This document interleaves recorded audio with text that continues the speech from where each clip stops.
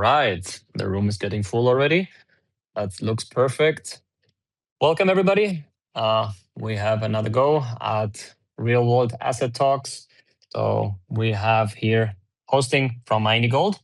And my name is Daniel. I'm the CTO of Ayni Gold, and I will be doing the moderation today. In today's session, it is all about one main big question. How do tokenized platforms give people real access to the real world value flows, actually? So we're going to be having some discussions on gold production, on renewable energy infrastructure, on RWA-backed financial products. So we have a very diverse table here with three distinct projects, basically. And we're going to run the session for about 45 minutes. And yeah, we have prepared a couple of topics. And of course, at the end, always some community questions that we hope we always will have some time for. First of all, let's start a quick introduction round. We have here with us Ben from LumiShare and also Zoctopus. Maybe Zoctopus, first to you. Maybe give us a quick intro and then over to you, Ben. Hey, hi, sure. Thanks a lot for hosting me today. It seems to be a great audience today over here. So, yeah, hi everyone. Like, we'll give you a small brief around what Zoth is doing. So, like at Zoth, we are building stablecoin, full stack stablecoin neobank for the global south and agentic economy. So we have a suite of products with us like we do have our payment infrastructure for cross-border money movement and the vault infrastructure which turns idle stablecoin balances into real-world asset-backed yields. At the same time, like we are working in the agentic finance too. So yeah, we are pretty much around that only, like building these stuffs for global south and agentic economy. Yeah, that's pretty much around our project.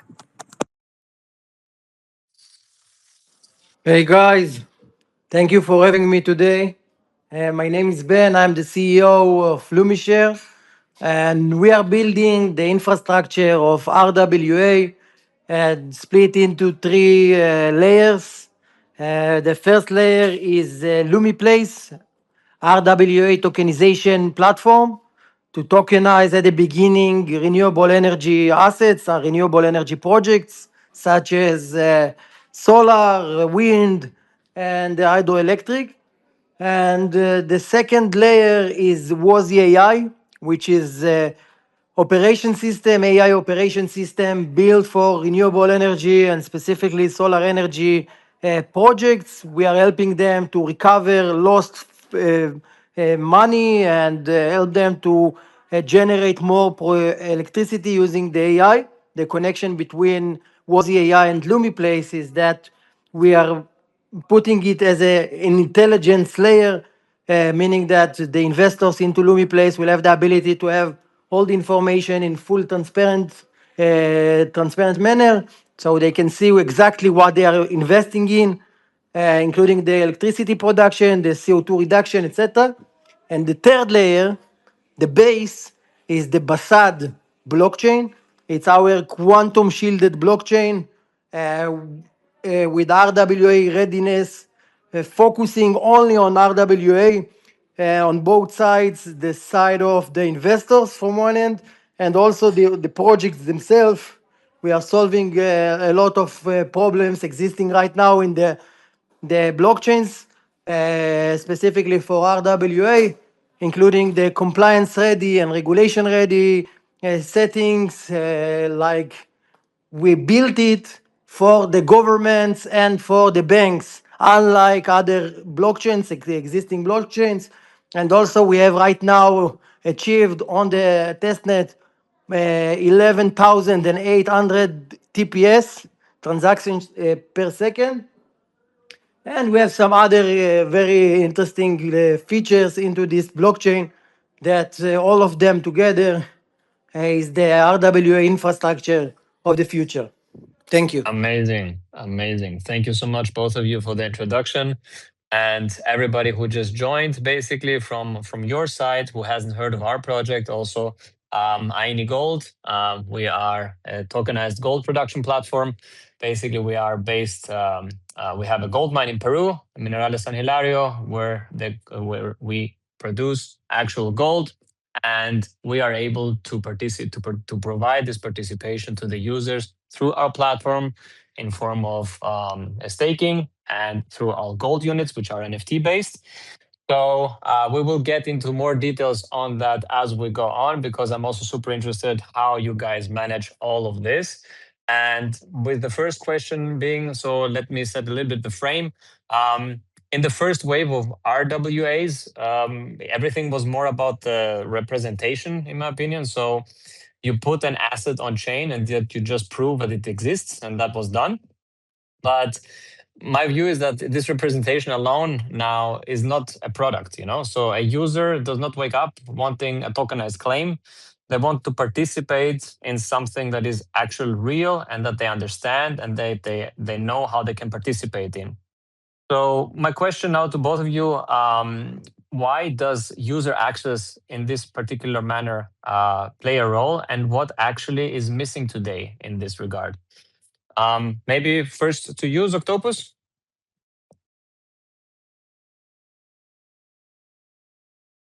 Yeah, like exactly. I just wanted to understand, like, into what, like, users are, what users are missing into what specific. If you can repeat that. Yeah, why the user access really matters in RWAs. That's basically the question. And what? Yeah, pretty fine. Like, Yes. so yeah. So tokenization alone does not create a value. Basically, like, definitely users access can only be meaningful once tokenization is moving ahead into the next ecosystem. Now the thing is, like, if users can't easily earn, or like, let's say if I am talking about the neobank itself, like, if users can't easily earn, spend on transfer due to the next generation of financial product that tokenization is bringing on, then it will does not make any much sense around that. So it's just a digital representation which users need to access. Like, what's been missing is the product layer that turns real world assets into practical financial tools that people can use every day. Yeah. 100%. Yeah, I agree with that. And yeah, maybe over to you, Ben. How do you see that?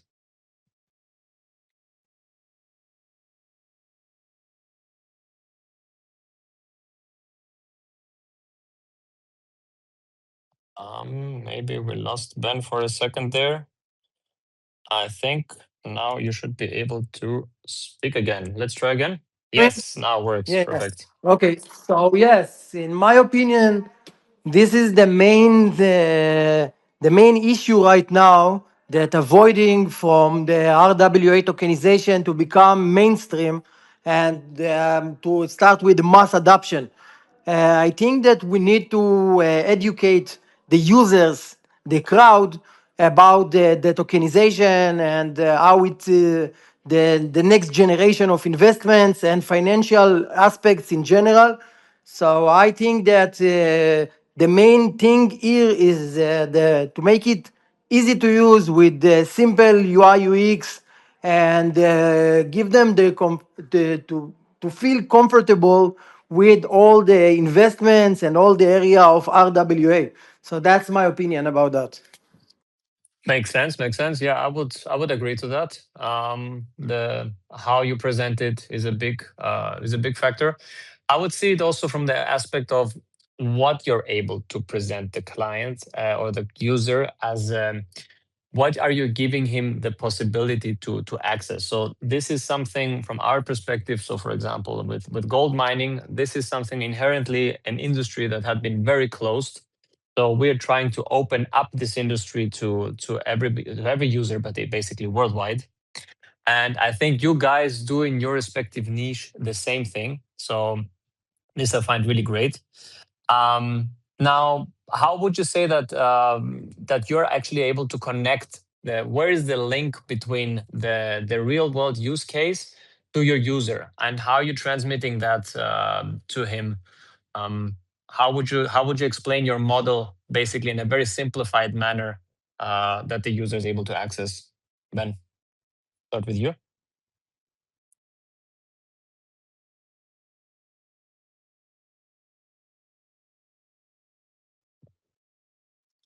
Ben, we can't hear you.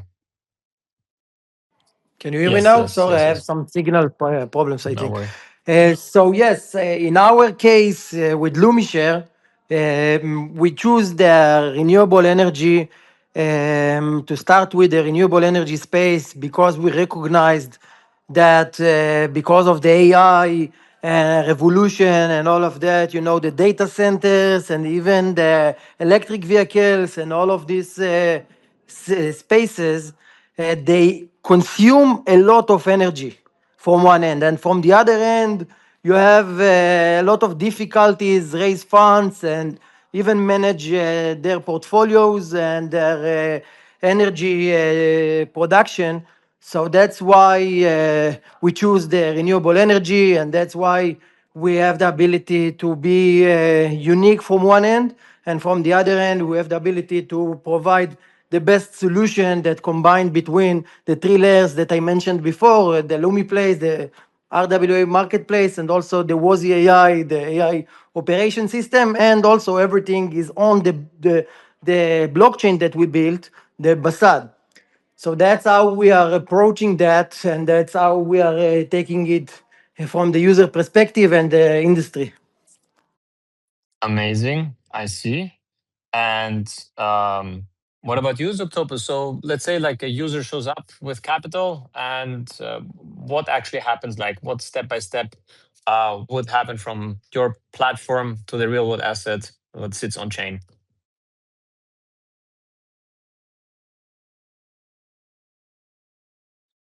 Ah, I see. Maybe let's try again. Can you speak now? I think that is not connected. Yeah. We are on Okay. there. Can you come again one more time? Yeah. Like basically we're trying to understand for also from your perspective when the client comes to you, the user comes, the funds are there, the capital is there, what actually happens step by step from on your platform?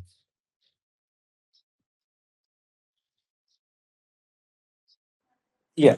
So, like as I mentioned,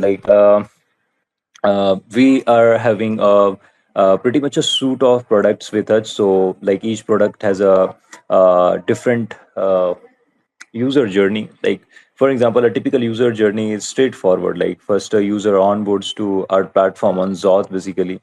And if I talk about the vaults, like which is providing a real world back assets, so they come to platform, they deposit their stable coins basically, and onto that they earn 16, about 16% yield throughout. So that's the mechanism. Like it's more towards a DeFi suite of vault product. And at the same time, when we have our cross border money movement platform that moves B2B, so a user needs to come to our platform, then they, like for across the world, they need to transfer the currencies which are available onto our platform. So they pick where they are trying to move and everything.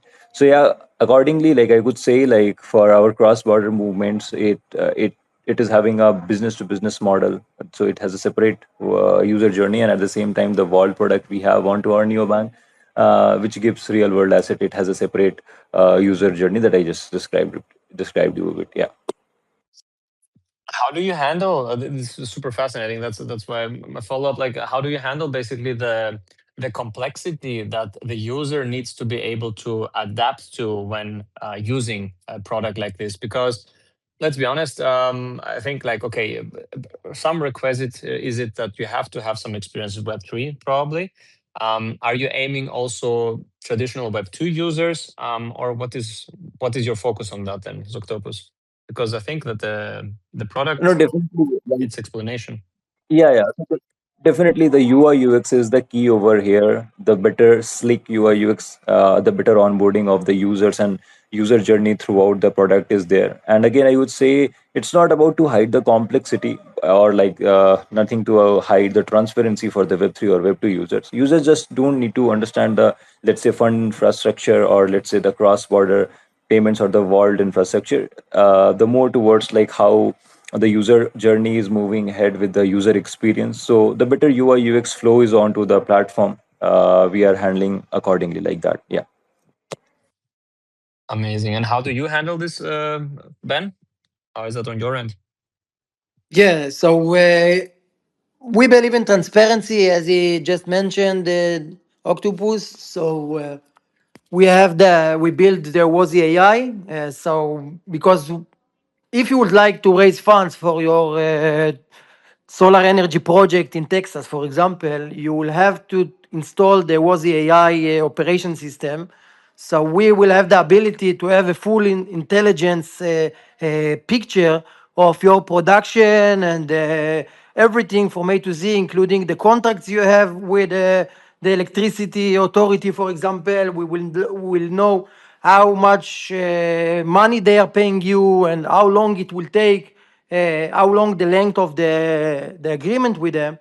So we are making it fully accessible for the investors to have better decisions based on real-time data.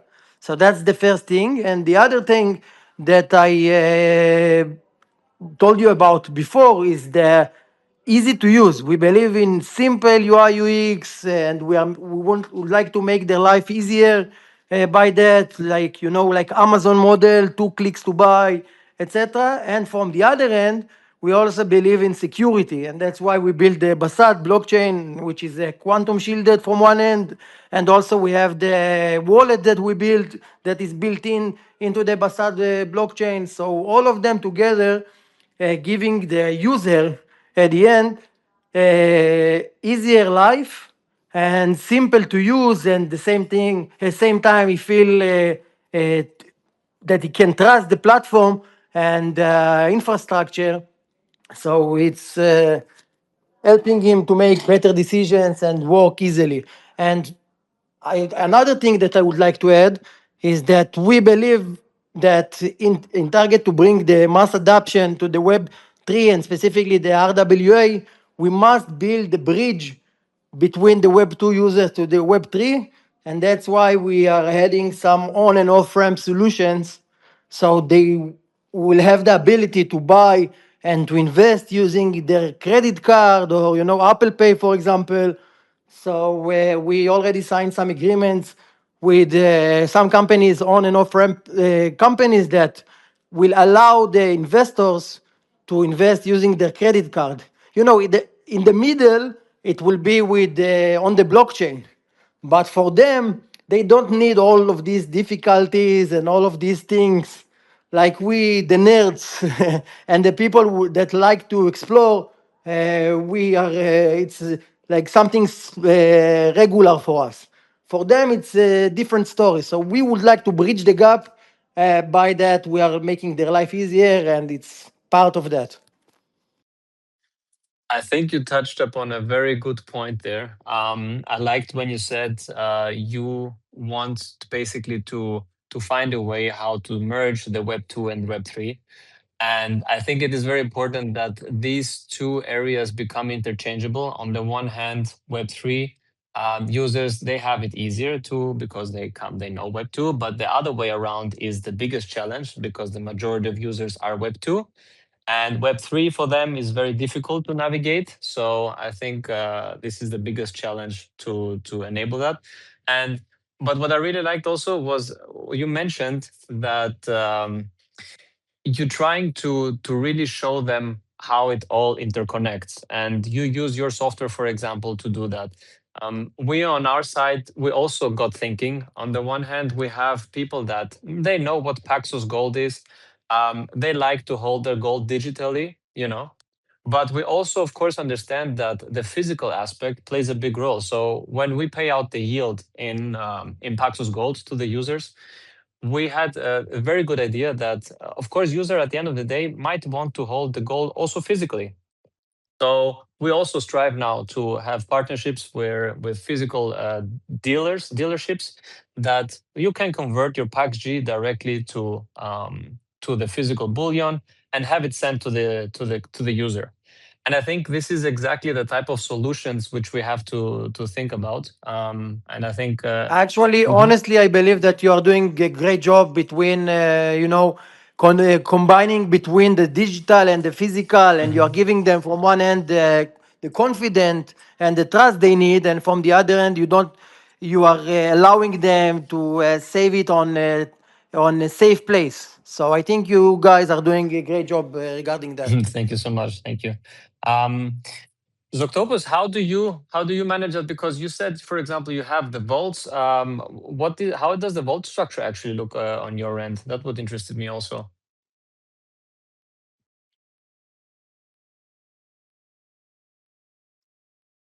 Yeah. So you checked around like how does the vault infrastructure look like at Zoth, Mm-hmm. right? So yeah, basically at a high level, if I could say, like the Zoth vaults are called Z vaults basically. So Z vaults are designed to give users like exposure to professionally managed real world asset backed yield strategies through a simple on chain interface. So like user deposit eligible assets into the Z vaults, and the capital is allocated according to the vault's strategy, and any returns generated from the underlying real world assets flow back to the vault participants. So the goal is to basically abstract the operational complexity while providing transparency into the strategy and performance. Yeah, that's it. Amazing. I see already some opportunities there, to be honest. Because when I hear vault, what do you put in the vault? You put the gold in the vault. So there might be some synergy there. So Yeah, definitely. Yeah, definitely. yeah, that would be really amazing. So maybe one question that always is very important in order to be able to improve the adoption. We had on the one side, okay, the UX, the design, it has to be simple, it has to be very easy to navigate. But how do you guys view it, like more on the regulation side, on the education, on the integrations? Which would you say, like in general, your biggest blocker that you have faced on that regard? We can continue with you, Zoctopus. Yeah, sure. So basically, uh, I feel like there is not a single blocker, if I could say. Like, adoption depends on getting several things right together. Like, definitely, regulation provides confidence for institutional users, if I could say, and mainstream users. But like, education helps people understand the value propositions beyond the technology. Like, integrations are equally important because real world assets shouldn't exist in isolation, as far as I understand. Like, they need to connect with wallets, exchanges, payments, networks, and DeFi application. But yeah, if I had to pick the biggest blocker today, it would be like user experience, definitely, because they are transforming, or like they are moving ahead from Web 2 to Web 3, and Web 2 is not that much tech centric and everything. So definitely, user experience is something that needs to be improved more with the technology. It would, like, if accessing real world feels like complicated, adoptions will remain limited, I feel so. So the best real world products should feel as intuitive as any modern fintech application, maybe, while the complexity should be backdoor, like behind the scenes. Yeah. Yeah. Interesting. Yeah, how do you see that, Ben? So in our case, we are working right now with our US partner on establishing a broker dealer license in the US and also ATS. So it's I think the strongest regulation and licensing in the world right now. It's not simple. It's taking time, but as he mentioned, Octopus right now, it will attract the big institutional investors. Actually, we spoke when speaking with some of the biggest players in the institutional side from the US and even some VCs from Europe. Most of them are focusing on the renewable energy side and sustainability, but not all of them. Some of them are just investing into the Web3 and even tokenization. And I can share with you that all of them, all the big players, it's one of the main issues and most important things that they will have the ability to work with broker dealer license and ATS that we are working on. It's a little bit, it's not the simplest thing to do, but I think that if you are thinking for the 5, 10 years ahead, I think it's the right approach. Depends on your project. Yeah, I'm not saying about each project and his own vision. But anyway, I think that it's a really important thing. So that's what we are working on regarding the regulation. And about the UI UX, I already told you about that. We believe in simplicity to make their life easier, 2 clicks to buy, etc. And from the education perspective, I also believe that it's very important because it's a new generation, you know. It's something huge from one end, but same thing or same time, it's something that need to be educated. We need to educate the crowd. We need to explain them why they should use the RWA tokenization because of the transparency and how it works exactly behind the scenes. And we know that the people are not easily adapting something like that usually. I for sure believe and knows that it's the next generation of investments and financial and even other aspects of our life. But still, we will have to educate the crowd, the mass adoption, in target to create the mass adoption and to bring one of the most important things that we didn't talk about, which is the liquidity.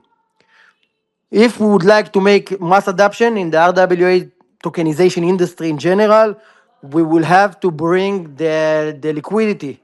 And I believe that at least at the beginning, we will have to bring the institutional investors, but we have some luck, let's say like that. If I will tell you that 4 or 5 years ago, I was going around the globe and talking about the RWA tokenization, and most of the people actually was laughing on me or didn't recognize what I'm talking about.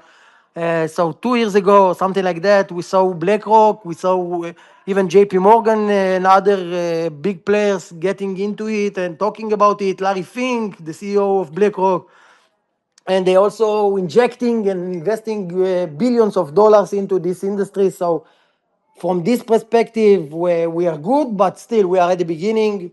We need to bring as much liquidity as possible, and at the same time to educate the crowd in target to create enough liquidity and to bring the mass adoption. Totally agree on that. That's a very good point, and I think that what you just said is the liquidity plays a big role, I think, for all projects. And the question is, how do you attract that liquidity to your project specifically, right? And I think education plays a big role. But the question is, um, are we trying to make it more easier for Web2 to be able? So we hide the Web3 part that makes our products basically stand out, or do we need to go the route that we have to educate the people to become more, let's say, comfortable with Web3, with Web3 terms, with Web3 language, with all everything that comes around with it? Um, or should that be just something in the back end? And this is a big question that also we also sometimes struggle with, because on the one hand you want to give the most information to the user, on the other side you don't want to scare him because he doesn't understand something. Zoctopus, how do you guys manage that? Because, for example, in the financial space, probably you have also some constraints, what you can do, what you can't do. But yeah, how do you manage this issue? Yeah, sure. Just give me a second. Yeah. Can you hear me properly now? Yes, yes. So, definitely, I would say so basically there should be a balance. Like I feel so um, I don't think the goal is to educate every user about Web3. So most people don't need to understand wallets, smart contracts, or tokenization. I feel so. They need to understand the product they are using and why they can trust it. The Web3 complexity should largely stay in the background. Like the education should focus on outcomes, not basically the technicalities of the infrastructures. Users should know what's backing their assets, where the yield comes from, or like what are the risks and how they can redeem their funds. Basically, they don't necessarily need to understand the underlying blockchain architecture or something like that. Basically, like there's a difference. There's a definitely a balance. Like too little information creates distrust, You understand, right? While too much technical details overwhelm users too. So the right approach is progressive. I feel so, like progressive disclosure. Keep the core experience simple and let users who want to dig deeper access audits, reporting proof of reserves or on-chain data, so they can access that with your technical documentation and all. But like, yeah, UI UX and everything should be should be kept slick and simple for the user, like they are using the next financial product. It should not be too complex for the users. As I mentioned, it should not be overwhelmed, and the backend blockchain architecture should be behind the scene. They should be using, they feel like they are using a next financial product, not more than that. Yeah. Yeah, actually, I don't have anything to add. I totally agree with Octopus. I think that it summarizes everything regarding that. Amazing. Yeah, I agree. I agree also. Nicely put. Um, Ben, what would you say like when, when clients ask you, I see what your project does, but why do I need RWA, or like why do I need crypto as a rail for it? What do you answer to them on that? Can you hear me? I'm telling them simple. If you are not going to use to join now, you will join later, and then you will lose the competitive advantage. If you will not join now and learn it carefully, you anyway you are going to join it because you will not have any option in the future. We know that it's the future, the next generation of investments and finance. The same thing with the AI, that people wasn't, at the beginning, people didn't recognize how it works and how it will replace a lot of jobs and everything. So I think that it's the same thing, not only AI, every revolution that came to our life, people that joined at the beginning was early adopter, had the ability to use the first advantages at the beginning. So that's what I'm telling them. Amazing, amazing. Yeah, I love it. You basically trigger their inner FOMO, like you bring it really out to them. So that is a good approach. I like it. Yeah, so that was really amazing what we have heard from the whole panel. Very insightful. We are nearing our end, and as we always have at the end, we get the community questions.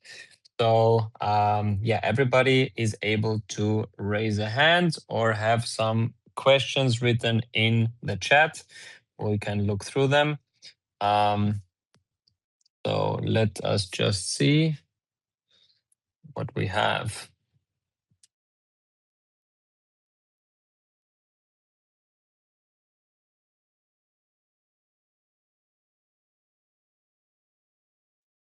Feel free to ask any questions in the chat. We can have them read out and then answered. You can also mention who wants to be, whom the question is addressed to. So Actually, I don't be shy. received a message from our Yes. community member. Is Yes. asking if Basad blockchain will be used only for internal purposes or it's open for another projects that doing RWA. So his name is Max. So thank you, Max, for the Mm-hmm. question. Basad blockchain is not only for internal purposes. We are going to allow to other projects, RWA projects, to use it and to tokenize their assets and manage all of their assets and everything from A to Z from the Basad blockchain. And actually, they will have their backend. They can manage it properly, unlike other blockchains that you have a lot of difficulties because they are not built for the RWA. So that's my answer regarding that. Amazing. Thank you for the question. We have another one from King Leonidas. Feel free to ask your question. Hi, can you hear me? Yes. Yes. Great space by the way. So my question is for Zoctopus. What if someone holds stable coins in Zoth? Can they earn yield on the stable coins sitting in their balance, or do they need to move them in other vaults? What was the second part? Do they need to come again one more time? So my question is, what if someone holds stable coins in Zoth? Can they earn yield on the stable coins sitting in their balance, or do they need to move them into separate vault? No, basically they don't need to move their balances anywhere. They just need to come onto the Z Vaults platform, and onto the platform they will deposit the stable coin. And the backend is the real world strategy that we are applying. Basically, it's a Black Opal's Liquid Stone 2 a strategy from Superstate, and Liquid Stone 2 is the strategy backing 16% yield. So they just need to add their assets to ZWorld's platform. Rest backend things will be done by the platform itself, and it will be returning them 16% yearly yield onto that. So the user just need to deposit onto the platform. They don't need to move their assets anywhere else. Yeah, All right, thank you for that. sure, sure. Right. If we have any more questions, feel free, raise your hands, ask for a speaker, and then we can bring you on. Otherwise, you can also write your question in the notes as a text.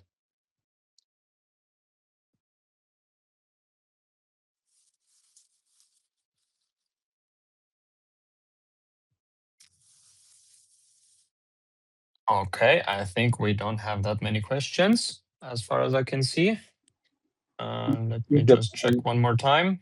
Yeah, like, and I was also in rush for my next meeting. So yeah. Okay, no worries. Yeah. I thank you all, everybody, for your time. It was a great pleasure to host you, and I hope we can do this again soon. Yeah, so we got a really nice insight to all the projects and to your insight also about RWAs. Again, thank you so much, and see you again in the future at Real Asset Talks. Have a Thanks a lot. great Thank you day. for having me. Thank you. Have a nice day. Bye. Thanks a lot. Bye bye. Bye bye.